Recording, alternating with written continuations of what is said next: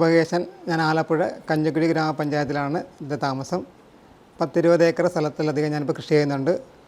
അതായത് ഒരുപാട് വെറൈറ്റി പാവല്, പടവലം, വെണ്ട, പയർ, തണ്ണിമത്തൻ, വെള്ളരി, ക്ഷമ തുടങ്ങിയ ഒരു 10-30ഓളം വെറൈറ്റികൾ തന്നെ ഇപ്പോൾ തോട്ടത്തിൽ കൃഷി ചെയ്യുന്നുണ്ട്. ഇപ്പോൾ കണിമത്തനും കണിവെള്ളരിയും അതുപോലെ തന്നെ ഇപ്പോൾ ഈ ചൂടുകാലത്ത് തണ്ണിമത്തനും പൊട്ടുവെള്ളരിയും അങ്ങനെ എല്ലാം തോട്ടത്തിൽ തയ്യാറായി കിടക്കുന്നുണ്ട്. ഇന്നത്തെ എൻ്റെ തോട്ടത്തിലെ പച്ചക്കറി വിളവെടുപ്പ് ഇന്ന് നടന്നു.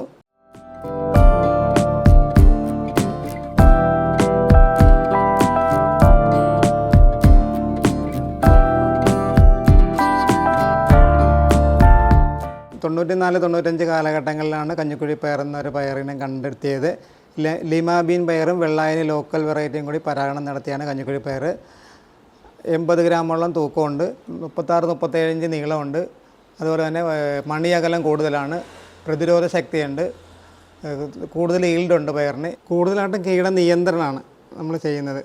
അതായത് ഒരുപാട് കീടനാശിനികളൊന്നും അടിക്കുകയല്ല, കീട നിയന്ത്രണം. അതുപോലെ തന്നെ ഇതിന് ജൈവ കീടനാശിനികൾ ഉപയോഗിക്കാം. പിന്നെ അതുപോലെ തന്നെ കെണികൾ ഉപയോഗിക്കാറുണ്ട്. അതൊക്കെയാണ് കൂടുതലും കീടങ്ങൾക്ക് ചെയ്യാറില്ല. പിന്നെ ഇപ്പോൾ നമ്മൾ ചെയ്യുന്ന തോട്ടത്തിൽ ഒരുപാട് വെയിൽ കിട്ടുന്ന നല്ല തോട്ടമായ കാരണം കീടങ്ങളുടെ ആക്രമണം പൊതുവേ കുറവാണ്.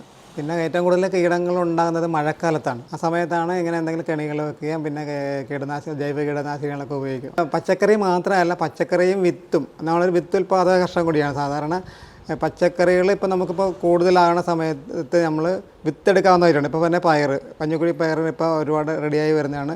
പയറിന് മാർക്കറ്റ് കുറയുമ്പോൾ നമ്മൾ കൂടുതലും പഞ്ഞിക്കുഴി പയറിൻ്റെ വിത്തെടുക്കും. അതുപോലെ തന്നെ വിത്തെടുക്കാവുന്ന പാവല്, പടവലം എല്ലാത്തിൻ്റെ വിത്തെടുക്കൽ നമ്മൾ കൂടുതലും വിത്തായിട്ട് കൊടുക്കുന്നുണ്ട്. അതുകൂടാതെ തന്നെ പച്ചക്കറികൾ ഇപ്പോൾ നമ്മുടെ ഷോപ്പിൽ ഇപ്പോൾ തന്നെ സിൽക്കിൻ്റെ തോട്ടത്തിലാണ് കൃഷി ചെയ്യുന്നത്. അവിടെ തന്നെ റീറ്റെയിലായിട്ടും ഹോൾസെയിലായിട്ടും കൊടുക്കുന്നുണ്ട്. അതുപോലെ തന്നെ തൊട്ടടുത്ത് നമ്മുടെ വീടിൻ്റെ അടുത്ത് തോട്ടമുണ്ട്, അവിടെ തന്നെ തോട്ടത്തിൽ നിന്നും കൊടുക്കുന്നുണ്ട്. കടകളിൽ അവിടെ വന്ന് പച്ചക്കറികൾ എടുക്കാറുണ്ട്. അങ്ങനെയാണ് കൂടുതലും മാർക്കറ്റ് ചെയ്യുന്നത്. മാർക്കറ്റിംഗ് ഇപ്പോൾ ഒരുപാട് പച്ചക്കറികൾ ഇങ്ങനെ കൂടുമ്പോഴത്തേക്ക് ചില സമയത്ത് വിപണനത്തിന് പ്രശ്നം ഉണ്ടാകാറുണ്ട്. എന്നാൽ തന്നെ ഈ വെയിലുള്ള സമയത്ത് നമ്മൾ കൂടുതലും വിത്തെടുക്കുന്നുണ്ട്. ഇപ്പോൾ തന്നെ നമ്മളൊരു ഷോപ്പ് തുടങ്ങാൻ പോകുന്നുണ്ട്. അതുപോലെ എല്ലാ പച്ചക്കറി തൈകളും അതുപോലെ തന്നെ വിത്തുകളും കർഷകർക്ക് ആവശ്യമായ നമുക്ക് നല്ല ഇനം വിത്തുകളും തൈകളും ഒക്കെ കൊടുക്കാനുള്ള നമ്മുടെ ഷോപ്പ് ഇപ്പോൾ ഉടനെ തന്നെ നമ്മൾ തുടങ്ങാൻ പോവുകയാണ്. നാടൻ വെറൈറ്റി വിത്തുകളും ഹൈബ്രിഡ് വിത്തുകളും ഞാൻ തന്നെ തോട്ടത്തിലെടുക്കണ എൻ്റെ പ്രത്യേകത തന്നെ ഏറ്റവും നല്ല ക്വാളിറ്റിയുള്ള വിത്തുകൾ. ഇപ്പോൾ ഒരു തക്കാളി ആണെങ്കിൽ തന്നെ ഒരു ചുവടെ ഒരു 20 കിലോ വരെ ഉണ്ടാകുന്ന തക്കാളി, അങ്ങനെയൊക്കെയാണ്. പയർ എല്ലാത്തിനും നല്ല ഈൽഡ് ഉണ്ടാവും. സാധാരണ ഈ ലോക്കൽ തൈയൊക്കെ സാധാരണ കർഷകർക്ക് അറിയാൻ മേലാതെ കൊണ്ട് മേടിച്ച് നടും. അപ്പോൾ അതിൽ കൂടുതൽ കായ് ഫലമൊന്നും ഉണ്ടാകില്ല. അതാണ് ഇപ്പോൾ പൊതുവെ നടക്കുന്നത്. ഇത് ഒരു ചുവടുണ്ടെങ്കിൽ ഒരു വീട്ടിലേക്ക് ആവശ്യമുള്ള പടവലം ഉണ്ടാകും. ചെറുതായതുകൊണ്ട് എടുക്കണത് ഫുൾ അങ്ങോട്ട് എടുക്കാം. അപ്പോൾ ഈ ബേബി പടവലം എന്ന് പറയുന്ന ഇനം വാമന അല്ലേ, വാമന എന്ന് പറഞ്ഞ ഒരു ഇനമാണിത്. നല്ല നീളമുള്ളതാണ് നമ്മൾ സാധാരണ കേരളത്തിൽ ഉപയോഗിച്ചിട്ടുണ്ടിരുന്നത്. അതല്ല, ഇത് നല്ലൊരു സ്മെല്ല് തന്നെയുണ്ട്.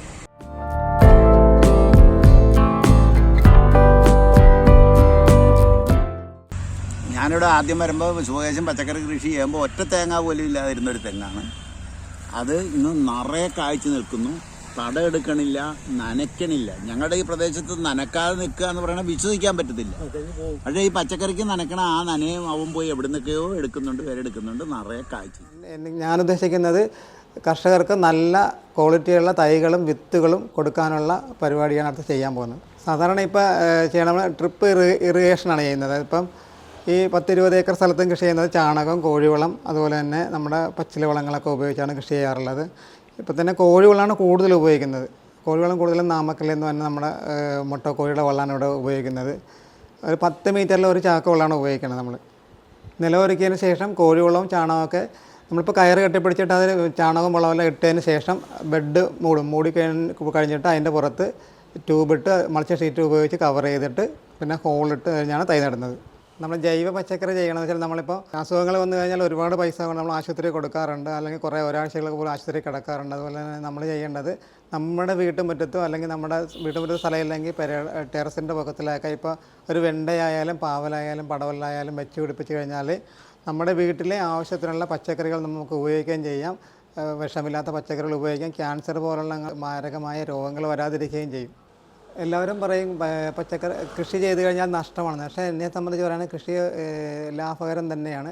എനിക്ക് സർക്കാർ ജോലി കിട്ടിയിട്ടും അതിന് പോകാതെ തന്നെ ഈ ഫീൽഡിൽ നിൽക്കുന്നത് വേറൊന്നുമല്ല, നമുക്ക് നല്ല പച്ചക്കറികൾ നമുക്കും കഴിക്കാം, നല്ല പച്ചക്കറികൾക്ക് ആൾക്കാർക്ക് കൊടുക്കുകയും ചെയ്യാം. മനസ്സിനും സന്തോഷമാണ്, നമുക്ക് ലാഭകരമാണ്. ഒരു സർക്കാർ ജോലിക്കാരൻ ഉണ്ടാക്കുന്നതിൽ കൂടുതൽ പൈസ ഒരു കർഷകന് ഉണ്ടാക്കാൻ പറ്റും. കഞ്ഞിക്കുഴി കൃഷിഭവൻ, കഞ്ഞിക്കുഴി ഗ്രാമപഞ്ചായത്ത്, അതുപോലെ തന്നെ ബ്ലോക്ക്, ജില്ലാ പഞ്ചായത്ത്, പിന്നെ സർക്കാരിൻ്റെ ഭാഗത്തു നിന്നൊക്കെ നല്ല സപ്പോർട്ടുണ്ട്. അതുകൂടാതെ തന്നെ നമ്മുടെ ജൈവ കർഷകൻ്റെ ഗുരുനാഥനായ നമ്മുടെ Dayal sir, K V Dayal സാറിൻ്റെ ഇപ്പോൾ തന്നെയല്ല, എൻ്റെ ചെറുപ്രായത്തിൽ തൊട്ട് തന്നെ നല്ല സപ്പോർട്ടുണ്ട്. ഇപ്പോഴും അത് തന്നെ. അപ്പോൾ അത് പിന്നെ വിപണനത്തിനും അതുപോലെ തന്നെ എല്ലാ കാര്യത്തിനും സാറിനെ വിളിച്ചാൽ സാറ് ഓടിയെത്താറുണ്ട്. അതായത് സുബകേശൻ എന്ന് പറയുന്ന ചെറുപ്പക്കാരൻ എല്ലാ കർഷകരും കണ്ടുപിടിക്കേണ്ട ആ ഒരു കർഷകനാണ്. കാരണം ഒട്ടും കൃഷിക്ക് അനുയോജ്യമല്ലാത്ത മണ്ണാണ് ഈ കഞ്ഞിക്കുഴി എന്ന് പറയുന്നത്. അതിന് ആ അനുയോജ്യമല്ലാത്ത മണ്ണിലാണ് ഇത്രയും അധികം കൃഷി ചെയ്യുന്നത്. ജൈവ കൃഷിക്കെതിരെയുള്ള പരാതി എന്ന് പറയുന്നത് ഇത് ലാർജ് സ്കെയിലിൽ സാധിക്കില്ലെന്നാണ്. എന്നാൽ സുബകേശൻ 26 ഏക്കറിന് മേൽ കൃഷി സ്വയം ജൈവ കൃഷി ചെയ്തുകൊണ്ടിരിക്കുന്ന ആളാണ്. ജൈവ കൃഷി ചെയ്തതെന്ന് മാത്രമല്ല, കൃഷിയുടെ സംസ്ഥാന അവാർഡ് കിട്ടിയ കർഷകനാണ്. ഞങ്ങൾ സരോജിനി ദാമോദരൻ ഫൗണ്ടേഷൻ്റെ സംസ്ഥാന അവാർഡ് കിട്ടിയ ആളാണ്.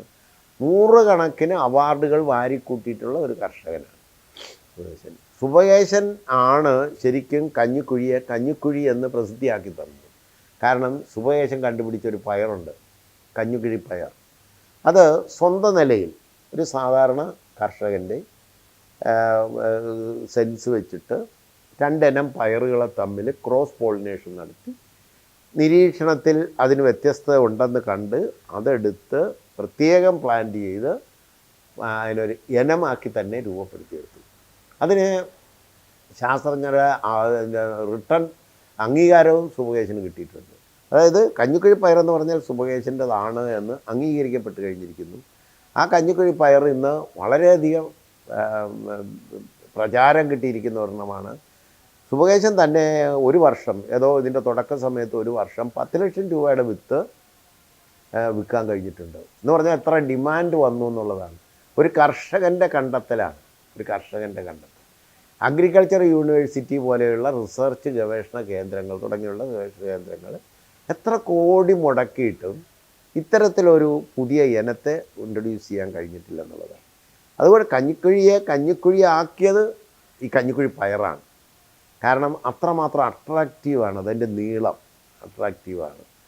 മറ്റൊന്ന് കഞ്ഞിക്കുഴി മേഖലയിൽ ഒരുപാട് സുബകേശൻ ഇങ്ങനെ കൃഷി ചെയ്യുമ്പോൾ സുബകേശൻ്റെ ചുവട് പിടിച്ച് കുറേ ചെറുപ്പക്കാർ ഒരു മത്സരാധിഷ്ഠിതമായി തന്നെ കൃഷിയിലേക്ക് വന്നിട്ടുണ്ട്. അതും കഞ്ഞിക്കുഴിക്ക് പ്രസിദ്ധി നേടിക്കൊടുത്തു. കാരണം എന്താണ്, ഒരാൾ ചെയ്യുന്നത് കണ്ടാൽ അതിനേക്കാളും നന്നായിട്ട് ചെയ്യാൻ അടുത്ത ആൾ വരുന്നു, അതിനേക്കാളും നന്നായിട്ട് ചെയ്യാനായിട്ട് അടുത്ത ആൾ വരുന്നു. ഇങ്ങനെ ഒരു മത്സര ബുദ്ധിയോടുകൂടി കൃഷി നടക്കുന്ന ഒരു മേഖലയായി കഞ്ഞിക്കുഴി മാറിയിരിക്കുന്നു. ഇനി വെള്ളരി വർഗത്തിൽ ഒരു പുതിയ ഇനം ഡെവലപ്പ് ചെയ്യാനുള്ള പരിശ്രമത്തിലാണ് സുബകേശൻ.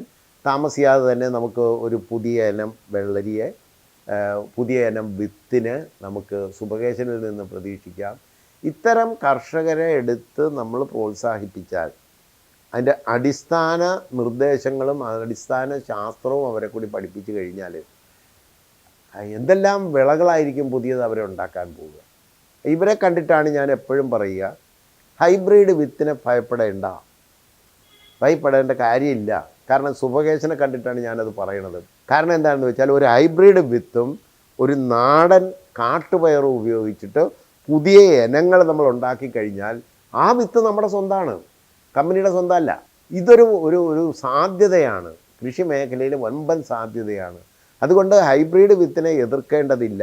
എന്നാൽ ജനറ്റിക്കലി GM സീഡിനെ എതിർക്കണം, ടെർമിനേറ്റഡ് സീഡിനെ എതിർക്കണം. പക്ഷേ ഹൈബ്രിഡ് വിത്ത് കൃഷി ചെയ്യുമ്പോൾ നമ്മൾ മനസ്സിലാക്കിയെടുക്കേണ്ട ഒരു കാര്യം, സുബകേശൻ ചെയ്തതുപോലെ നമ്മുടെ നാടൻ പയർ 18 മണിയം പയറുണ്ട്, അതുപോലെയുള്ള പയറുകളെ എടുത്തിട്ട് ഈ ഹൈബ്രിഡ് പയറുമായിട്ട് ക്രോസ് പോളിനേഷൻ ചെയ്ത് പുതിയ ഇനം ഉണ്ടാക്കിയാൽ 18 മണിയൻ പയറിൻ്റെ സ്വാദുള്ള പയറും നമുക്കുണ്ടാക്കാൻ പറ്റും. അപ്പോൾ നമ്മളതിനെ എതിർക്കരുത് എന്ന് പറയുന്നതിൻ്റെ കാരണം അതാണ്. അത് ശാസ്ത്രലോകത്തെ കണ്ടിട്ടല്ല, സാമാന്യ വിദ്യാഭ്യാസം മാത്രമുള്ള ഒരു കർഷകൻ്റെ കരുത്ത് കണ്ടിട്ടാണ്, അവൻ്റെ കഴിവ് കണ്ടിട്ടാണ് അത് പറയാൻ കാര്യം. കാരണം എനിക്ക് നേരിട്ടറിയാവുന്ന ഒരു പയ്യനാണ് സുബകേശൻ. ഒരു കലാവാസന, മൃദംഗം, കലയുള്ള ആളാണ്. ആ കല കൃഷി ഒരു കലയാണെന്ന് പറയുന്ന പോലെ തന്നെയാണ് സുഭേഷൻ കൊണ്ടുപോകുന്നത്. ഒരു ഗവൺമെൻറ് ജോലി ഓഫർ കിട്ടിയതാണ്. ആ ഗവൺമെൻറ് ജോലിക്ക് പോലും പോകാതെ കൃഷി സ്വന്തം നിലയിൽ വരുമാന മാർഗമായിട്ടെടുത്തു. സുഭേഷൻ സ്വന്തമായി പറമ്പ് വാങ്ങി വീട് വെച്ചു. വീടിൻ്റെ വാതിക്കൽ വിത്ത് വിൽപ്പനയ്ക്കായിട്ട് ഒരു റൂം തന്നെ തുറന്നു. ഒരു കെട്ടിടം തന്നെ ഉണ്ടാക്കിയിട്ട് വിത്തുകൾ വിതരണം ചെയ്യുന്നു. എത്രയോ ജനങ്ങൾക്ക് പോസ്റ്റ് ഓഫീസ് വഴി മാത്രമാണ് വിത്ത് വിതരണം ചെയ്യുക. പോസ്റ്റ് ഓഫീസിലൂടെ പണം വരും, മണി ഓർഡർ വരും. അത് പാക്ക് ചെയ്ത് കൊണ്ടുപോയി പോസ്റ്റ് ഓഫീസിൽ കൊടുത്തിട്ട് അതിൽ നിന്ന് പോലും സുഭേഷൻ മാറിയിട്ടില്ല. സാധാരണ വേണമെങ്കിൽ നമ്മൾ കുരിയർ സർവീസ് ഉപയോഗിക്കാം. കുരിയർ സർവീസിലേക്ക് പോയിട്ടേ ഇല്ല. പോസ്റ്റ് ഓഫീസ് വഴി മണി ഓർഡർ വരുന്നു. ആ മണി ഓർഡർ കൂപ്പൺ അടുക്കി വെച്ചിട്ട് സമയം കിട്ടുമ്പോൾ വിത്തുകൾ പാക്ക് ചെയ്ത് ആ മണി ഓർഡർ അയച്ച ആളിന് വിത്ത് അയച്ചു കൊടുക്കുന്നു. ഈ രീതിയിൽ നടക്കുന്ന ഒരു കർഷകനാണ്. മാതൃകയാക്കേണ്ട കർഷകനാണ്. ഒരുപാട് കർഷകർക്ക് പ്രചോദനമാകുകയും നാടിന് മൊത്തം പ്രചോദനമാകുകയും ചെയ്യുന്ന ഒരു കർഷകനാണ് സുഭകേശൻ. അതുകൊണ്ട് സുഭകേശൻ്റെ കൃഷി എന്ന് പറയുന്നത് പുതിയ തലമുറയുടെ കൃഷിയായിട്ട് അതിനെ കണക്കാക്കണം. പുതിയ തലമുറ കൃഷിയിലൂടെ എങ്ങനെ വരുമാനം ഉണ്ടാക്കാൻ പറ്റുമെന്നുള്ളത് കണ്ടെത്തണം. ആ കൂടുതൽ ആളുകൾക്ക് കൃഷിയിടം വന്ന് കണ്ട് സുഭകേശൻ്റെ ഉപദേശങ്ങൾ സ്വീകരിച്ച് കൃഷി മുന്നോട്ട് കൊണ്ടുപോവുക.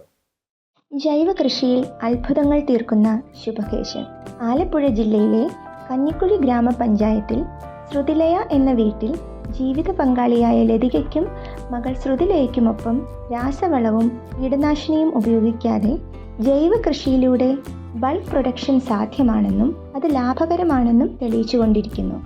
ഏറ്റവും നല്ല കർഷകനുള്ള സംസ്ഥാന സർക്കാരിൻ്റെ അവാർഡ്, സരോജിനി ദാമോദരൻ ഫൗണ്ടേഷൻ്റെ സംസ്ഥാന അവാർഡ്, രാജ്ഭവനിൽ ഗവർണറുടെ അതിഥിയായി ക്ഷണിക്കപ്പെട്ടത് മുതൽ എത്രയെത്ര പുരസ്കാരങ്ങൾ.